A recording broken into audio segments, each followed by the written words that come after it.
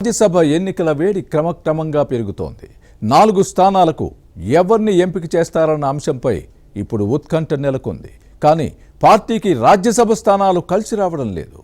TDP నుంచి పెద్దల సభకు ఎన్నికైన పలువురు పార్టీని వీడి వెళితే కొందరు క్రియాశీలక రాజకీయాలకు దూరంగా ఉన్నారు. మరికొందరు కాలం చేశారు. టీడీపీ నుంచి రాజ్యసభ ఎంపీలుగా పనిచేసి నేటికి పార్టీలో ఉన్న వారిని వేళ్ల మీద లెక్కబెట్టొచ్చు. మరికొందరు ఇతర పార్టీల్లో క్రియాశీలకంగా ఉన్నారు. వచ్చే నెలలో ఏపీ నుంచి 4 రాజ్యసభ స్థానాలకు జరిగే ఎన్నికలకు అభ్యర్థులు ఎవరు అన్నది ఇప్పుడు చర్చనీయాంశంగా మారింది. టీడీపీ నుంచి పెద్దల సభ ఎంపీలుగా పనిచేసిన వారిపై సోషల్ మీడియాలో జరుగుతోన్న చర్చ ఏంటి?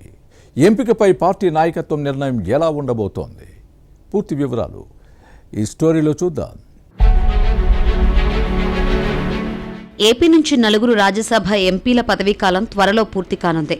వైసీపీ నుంచి పిల్లి సుభాష్ చంద్రబోస్, ఆళ్ల అయోధ్య రామిరెడ్డి, పరిమళ్ నత్వాని, టీడీపీ నుంచి సానా సతీష్ రిటైర్డ్ అవుతున్నారు.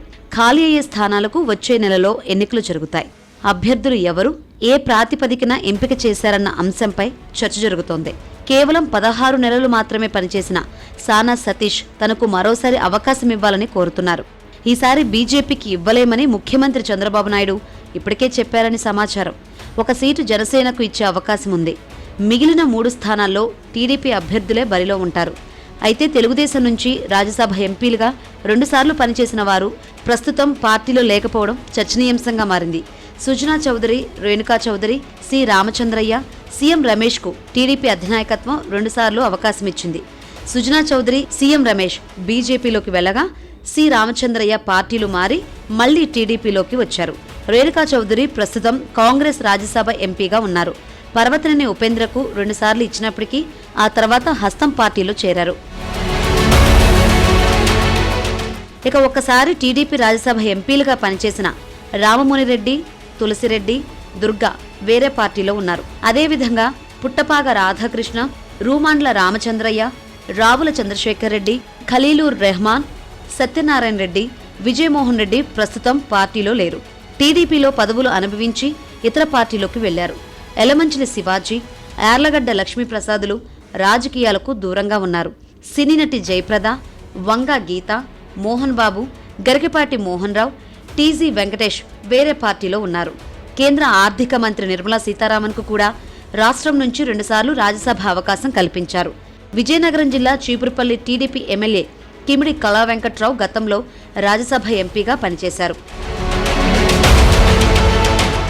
ఇక టీడీపీ నుంచి రాజ్యసభ ఎంపీలుగా పనిచేసిన కంభంపాటి రామ్మోహన్ రావు, సీతా మహాలక్ష్మి, కనకమేడల రవీంద్ర కుమార్ నేటికి పార్టీలో క్రియాశీలకంగా ఉన్నారు.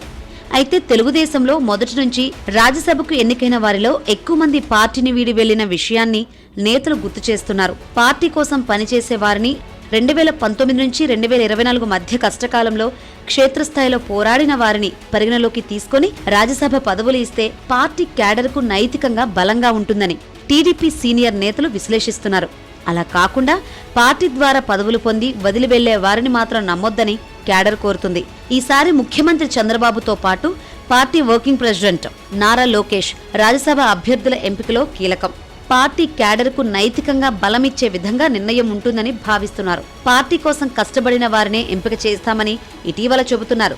దీంతో టీడీపీలో రాజ్యసభ అభ్యర్థుల ఎంపిక ఎలా ఉంటుంది అనే అంశంపై పార్టీలో ఉత్కంఠ నెలకొని ఉంది.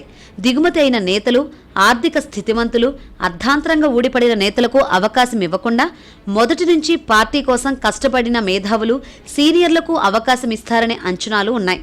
పార్టీ అధినాయకత్వ నిర్ణయాలు ఎలా ఉంటాయో చూడాలి.